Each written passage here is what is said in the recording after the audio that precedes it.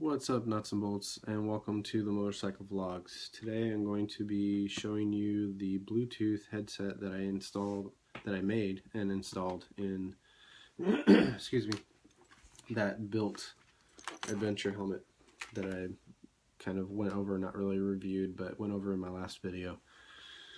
So getting right into it, I have already removed some of the padding, the cheek pads, to be able to show you, but you can't really see too much from the outside of the Bluetooth system. Probably looks like crap because there's just a bunch of wires hanging out. But anyways, so the Bluetooth device that I used for this build was the Blue Ant Supertooth Bluetooth Lite, or Supertooth Lite. It's a hands-free device that goes in your vehicle, and it's basically like a speakerphone that you can put up on your visor. It's got some magnets which attach to a little metal clip you can clip to your visor, and then there's the microphone is the on button, so the microphone is on a boom, and this is the original microphone here. So this boom here would depress into the case, and then it would click in place, and then if you just push in on it a little bit, it would release and then pop out, and that would extend the microphone as well as turn the device on. It also has a send and hang up button, and then the volume buttons. And that's how you operate it. But this was the guts, or the guts out of this is what I used to build this. For the speakers, I used some Sony headphones. This is the side cover to one of them. It's a Sony MDR-V250 was the speakers that I used. Really good headphones. But if I pull away some of this padding, which on these adventure helmets, all of their padding is removable, and I would assume machine washable, it will reveal everything that I stuck into this helmet. So these are the speakers, the Sony speaker, headphone speakers. Quite similar to a Bluetooth headset setup that I've seen that you can install into helmets. And then this is the circuit board here, which is, everything is taped down with packing tape for right now. If it keeps working, I'm just going to keep using it. But since the microphone was the on-off button, it recessed into the case and then depressed a momentary switch when it was latched inside the case. And as soon as you pop it out, the momentary switch would release, and that's what turned on the system. Having just a momentary switch, it's like a dead man switch. It only works as long as something is pushing against it. As soon as something's not pushing against it, it's on all the time. So I couldn't have that. I had to install a regular switch or button. So I actually had just laying around on my desk this little cheapy like gas station flashlight, and I took the push button out of the back of that and then desoldered the on-off switch, and then put this button in its place. It actually kind of looks like a little spy cam, but that just sits right in front of, I can't really see, right there next to the face shield pivot, and then I can just reach up and push it and turn it on. So I soldered that to where the original power switch was, and then the unit originally came with a single speaker, so I desoldered the wires for that speaker and then soldered in the wires for these two speakers into the one connection. So it's not going to be in stereo, it's only going to be in mono, but I'll have two speakers. And then I had to have longer wires, so the wires actually run from one side of the helmet to the other, just across the back here, and it's all held down with packing tape as well. So I have the speaker on this side, which is only velcroed in. Oops, that tape just released.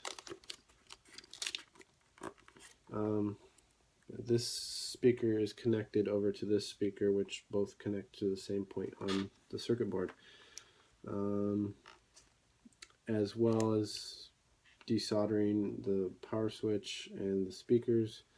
I had to lengthen the wires for the battery, which the battery pack is over here, which is quite large to be able to stick inside of a helmet, but it's also going to give me a long range being so large. So this thing I will be able to keep on for quite a long time, I would assume.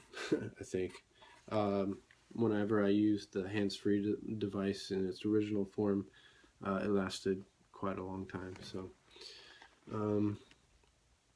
So yeah, I had to lengthen the battery wires to be able to locate it on the other side of the helmet, just so that everything is balanced out and even and distributed. I had a hard time finding enough room to stick these things in the helmet so that it wouldn't be uncomfortable and I could still get the helmet on and off. So distributing it on both sides of the helmet that way just kind of even things out. I do have a safety concern though. I don't know if this might be some sort of safety concern. I'm not too worried about the speakers. Like I said, there are systems that you can buy and install in your helmet that have speakers similar to this. I'm not concerned about the circuit board. It's fairly flexible and it's very thin and light. Mostly I'm concerned about the battery because it is a big hard chunk of a thing, and when it sits with my head inside the helmet, it's right behind my ear. The only concern I'd have with that is if I had an impact from that side, if it would force the battery into my head and kind of mess with the impact absorption of the helmet, having such a hard chunk in there. So I don't know. As far as comfortability, long-term riding, whatnot, I haven't really been able to test that yet. Other than just sitting here with the helmet on, it seems to be fairly comfortable. But as far as long rides, I don't know. So we will see on that. Let me kind of put this back real quick, and I can show you how that power button sits over here. Let me put that cheek pad in.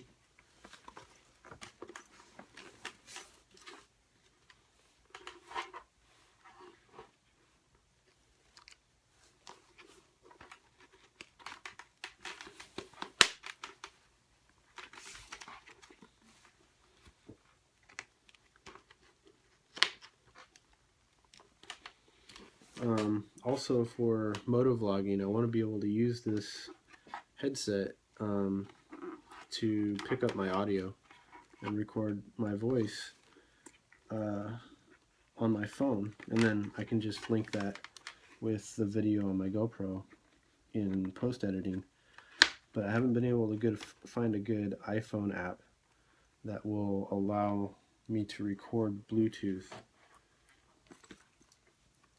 So if you guys know of any, let me know. But this is how the power button sits, just nestled in the padding right there. It's fairly inconspicuous. It does kind of look like a little spy cam like that, but all I have to do is reach up. I don't have to take the helmet off. I can just push that button and turn on my Bluetooth. And then the call button, I can actually just reach in through the padding, and it's at the front of the circuit board, and I can just push it in there. I'm actually pushing it right now. So yeah, very simple and easy to use.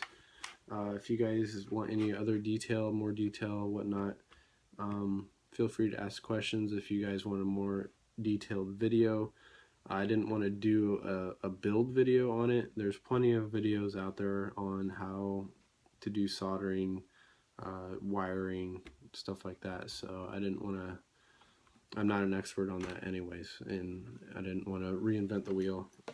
So, but yeah, I'd be happy to answer any specific questions you guys have about it. So,